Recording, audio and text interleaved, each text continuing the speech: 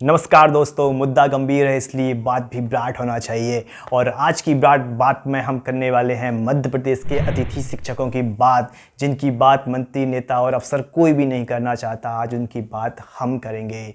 तो दोस्तों, मध्य प्रदेश में हर तरफ अतिथि शिक्षक की नियमितीकरण का मुद्दा गरमाया हुआ है और उस मुद्दे को और हवा दी मध्य प्रदेश के शिक्षा मंत्री के एक गैर जिम्मेदाराना बयान ने, जिसमें उन्होंने कहा कि अतिथि हो घर पर कब्जा करोगे क्या।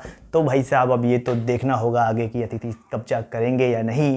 अतिथि शिक्षक नियमितीकरण क्यों, नाम क्या है उनका? अतिथि। आप हमारे यहाँ मेहमान बन के आओगे तो घर पे कब्जा करोगे। आज की कहानी में हम बात करते हैं अतिथि शिक्षकों के बारे में। सबसे पहले ये जान लें कि अतिथि शिक्षक हैं क्या, कब इनकी सबसे पहली नियुक्ति हुई और ये किन मुद्दों पर अपनी मांग रख रहे हैं। तो मध्य प्रदेश का स्कूल शिक्षा विभाग, जिसमें कई तरह के शिक्षक कार्यरत हैं, जिनमें प्रमुख हैं शिक्षक, सहायक शिक्षक, शिक्षाकर्मी, संविदा शिक्षक और अतिथि शिक्षक। अतिथि शिक्षक 3 वर्गों में आते हैं। उच्च माध्यमिक शिक्षक, जिसे वर्ग 1 कहते हैं, माध्यमिक शिक्षक, जिसे वर्ग 2 कहते हैं, और प्राथमिक शिक्षक, जिसे वर्ग 3 में रखा गया है। इनकी अलग अलग स्कूलों में ज्वाइनिंग होती है और अलग अलग कक्षा को ये पढ़ाते हैं और उनकी अलग अलग सैलरी बनती है। सरकार और शिक्षा विभाग के ढुलमुल रवैये के कारण विगत कई वर्षों में शिक्षा विभाग ने नियमित रूप से शिक्षकों की भर्ती प्रॉपर टाइम पे नहीं कराई गई और इस वजह से स्कूलों में शिक्षकों की कमी पड़ने लगी।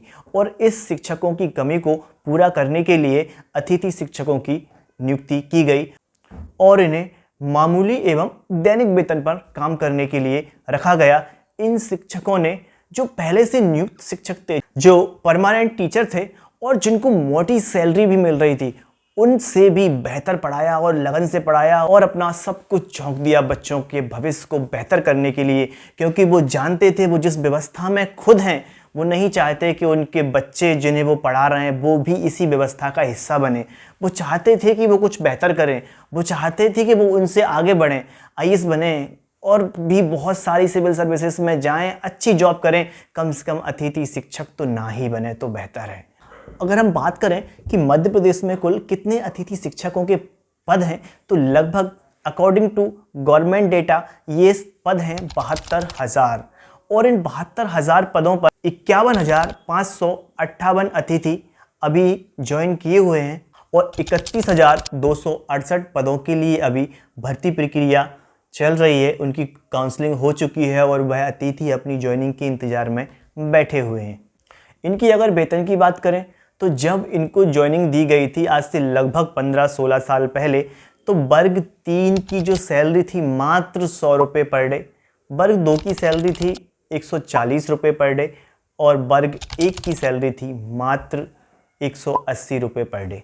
बाद में इस सैलरी को बढ़ाकर 200 रुपये पर डे, 280 रुपये पर डे और 360 रुपये पर डे क्रमशः वर्ग 3, 2 और 1 के लिए कर दिया गया। 2023 के चुनाव से पहले शिवराज सिंह चौहान ने अतिथियों की महापंचायत बुलाकर ये घोषणा की कि अब अतिथि शिक्षकों को सैलरी के रूप में वर्ग 1 को 18,000, वर्ग 2 को 14,000 और वर्ग 3 के लिए 10,000 रुपये मासिक सैलरी दी जाएगी। यानी कि अब पर डे की सैलरी की जगह माहवार सैलरी दिए जाने की घोषणा की।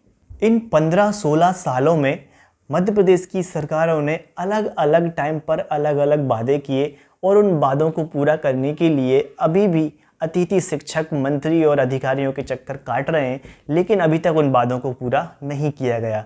अगर हम रिसेंटली 5 सालों की बात करें तो 2018 में जब चुनाव हो रहे थे तो उस समय भी दोनों पार्टियों ने अतिथि शिक्षकों के लिए बहुत लंबे लंबे वादे किए, जिसमें कांग्रेस ने ये बोला था कि अगर हमारी सरकार बनती है तो अतिथि शिक्षकों को परमानेंट किया जाएगा। और इसके बाद कांग्रेस की गवर्नमेंट बनी भी, लेकिन कमलनाथ सरकार ने 1.5 साल तक सरकार चलाई, लेकिन उन्होंने अतिथि शिक्षकों को परमानेंट करने पर कोई विचार नहीं किया। अब बात करते हैं 2023 की। 2023 के चुनाव से पहले शिवराज सिंह चौहान ने अतिथि शिक्षकों की महापंचायत बुलाकर उसमें ये घोषणा की थी कि अतिथि शिक्षकों ने जो काम किया है बच्चों को पढ़ाने के लिए, बच्चों का भविष्य संवारने के लिए, उसको लिए उन्हें पूरा मेहनताना दिया जाएगा और एक व्यवस्था लाई जाएगी जिसमें गुरुजियों की तरह एक डिपार्टमेंटल एग्ज़ाम होगा और उसके माध्यम से अतिथि शिक्षकों को परमानेंट किया जाएगा। की तरह एक योजना बनाऊंगा कि जिसमें पात्रता परीक्षा लेके भी हम अतिथि शिक्षकों को नियमित करने की दिशा में आगे बढ़ सकें। मेरी इच्छा है कि तुम सब नियमित हो जाओ, ढंग से पढ़ाओ। लेकिन ऐसा अभी तक कुछ भी नहीं हुआ। 15-15 साल से अतिथि शिक्षक अपनी नौकरी कर रहे हैं एक मामूली वेतन पर, जिससे उनका गुजर बसर भी नहीं हो पा रहा है। और अतिथि शिक्षक की नौकरी करने के बाद लोग जगह जगह अलग अलग जगह काम करते हैं। जैसे कोई चाय का ठेला लगाता है, कोई फ़ोटो स्टूडियो पर बैठता है, कोई मेडिकल शॉप पर बैठता है, किसी ने अपनी घर में दुकान खोल रखी है। सब अपने अलग अलग रोज़गार में लगे हुए हैं, क्योंकि अतिथि शिक्षकों को उतनी सैलरी नहीं मिलती जिससे वो अपने परिवार का भरण पोषण कर सकें। और साथ में ये सिक्योरिटी भी ही नहीं है कि ये नौकरी कब तक चलेगी। हो सकता है आने वाले समय में कोई परमानेंट टीचर आ जाए और अतिथियों की नौकरी चली जाए। अभी कुछ दिन पहले ही, लगभग आज से 15 दिन पहले, अतिथि शिक्षकों ने भोपाल में एक आंदोलन किया। आप देखिए, उसमें बर्बरता देखिए, पुलिस डंडों से अतिथि शिक्षकों को मार रही है।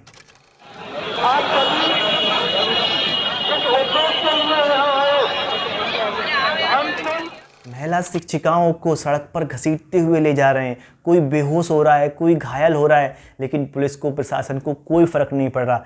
याद रखिए, ये पुलिस, ये प्रशासन, ये अधिकारी, ये कर्मचारी, ये सभी कभी ना कभी किसी न किसी शिक्षक के द्वारा ही पढ़ाए हुए हैं।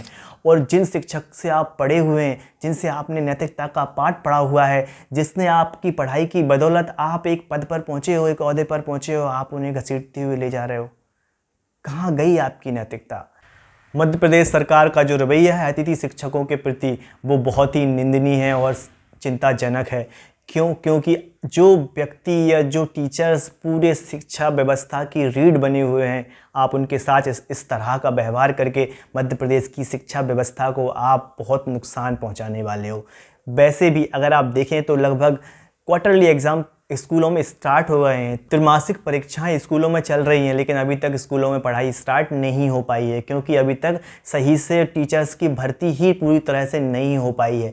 इन 15 सालों में हुए अतिथि शिक्षकों के साथ इस व्यवहार का जिम्मेदार कौन है? कौन सी सरकार लेगी जिम्मेदारी? कौन सा मंत्री, कौन सा अधिकारी? भोपाल में हुए इस आंदोलन के बाद मंत्री जी ने प्रतिनिधि मंडल को मिलने बुलाया, लेकिन उससे भी कोई समाधान अभी तक नहीं निकल पाया है। और अतिथि शिक्षक अभी भी मध्य प्रदेश में लगे हुए हैं लगातार आंदोलन करने के लिए। और मेरा आपसे यही अनुरोध है, अतिथि बहनों भाइयों, लगे रहिए जब तक आप अपनी मांगों को सरकार से नहीं मनवा लेते। नहीं तो इन सरकारों को, अधिकारियों को कोई फ़र्क नहीं पड़ता, क्योंकि इनके बच्चे ना तो सरकारी स्कूलों में पढ़ रहे हैं और ना ही इनकी सैलरियां अटकती हैं कभी। इनके परिवार, इनके कारोबार सब कुछ अच्छे से चल रहा है। तो आप लगे रहिए अपने आंदोलन करने, और हम सब आपके साथ हैं, हमेशा आपके साथ हैं। और अतिथि शिक्षकों से संबंधित कोई भी जानकारी जो आएगी उसके लिए हम आपको अवगत कराते रहेंगे। नमस्कार।